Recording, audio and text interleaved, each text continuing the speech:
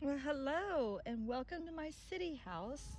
I'm back up here to pick up some flowers from the yard and transplant them to the Ozarks. But while I'm here, I'm going to take advantage of the violets, the wild violets that are growing. As you can see, there are so many. I mean, that's my neighbor's yard. Those are all kind of the white violets, but I'm after these dark purple violets back here because I want to make a simple violet syrup. Very beautiful syrup. So because there's so many violets, as you can see, like the bees, hopefully you notice that, they're feeding on the violets. So I'm gonna leave that field of them alone and I'm just gonna concentrate on this patch right here. So after harvesting from this spot, I'm very thankful. I'm thankful to Mother Gaia and I'm thankful to the flowers. I'm thankful to the sun. I'm thankful to the rain. I'm just extremely thankful.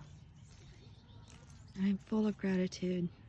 That was just a little Jam and Mon blend from my local metaphysical store. One of the people that works there makes this blend, and it's just white sage, desert sage, cedar, palo santo, mullein leaf, and sweetgrass. Many blessings, many thanks. So then I go ahead and I gather 3 to 3.5 cups of wild violet petals. Again, make sure that these are organic, make sure that there's no pesticides on there, certainly no Roundup. I'm very careful about gathering from my front yard because my neighbors like to walk their dogs past my lawn and they think it's a doggy park. So I don't collect from, even though that would rinse off, I don't, just the idea, I don't collect from too close to the road. Plus I don't want the heavy metals of the tires that go past. So I mainly stick to my backyard, although I will gather from the close to my house in the front yard. And some people like a yard, a lawn full of green grass, thick, beautiful, lush green grass, and that's their thing. And there's nothing wrong with that. Some people like wildflowers growing in their grass and like to take advantage of that. That's me. I'm the latter. I'm the crazy one that picks violets out of my lawn. And dandelions. I have dandelions drying too. So anyway, now I'll go get some distilled water because if your water's too hard, it's going to change the pH of this and it's not going to be as vibrant purple. So I'll go up and get some distilled water and then soak this on my, it's like a heating pad for plants. I like to soak it on that overnight.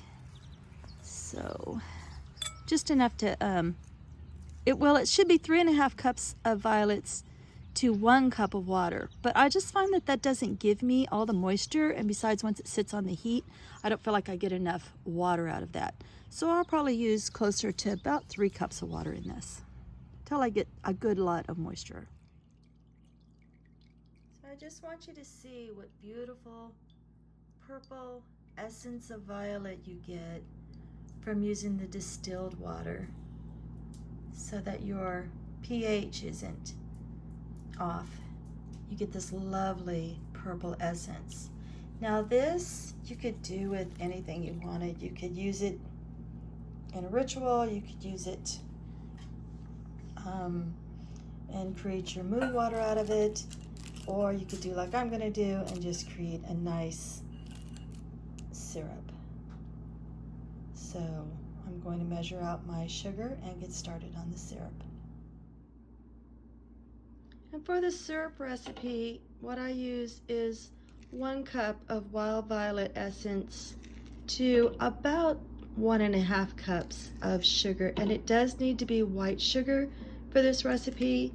As far as I know, no other sugar will work. And you want to melt it very, very slowly on a low heat so that your color does not dissipate. And then I melt the sugar just to melt it, and I add a few drops of lemon juice at the very end of it, just to get an even deeper color of purple. But I don't add any food coloring to mine. I love this natural color just the way it is. So now I'm going to bottle it up.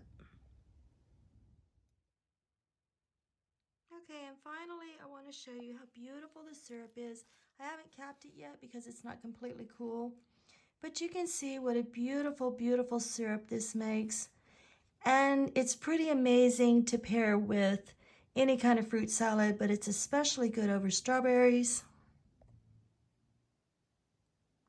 And I want to show the difference. I went ahead and made a batch with hard water. And this is the color you get if you try to use hard water. It just doesn't work the same. And then if you use distilled water, you get this beautiful color. It really makes a difference. It's all about the pH when it comes to this stuff.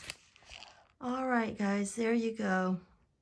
A beautiful wild violet elixir essence turned into syrup.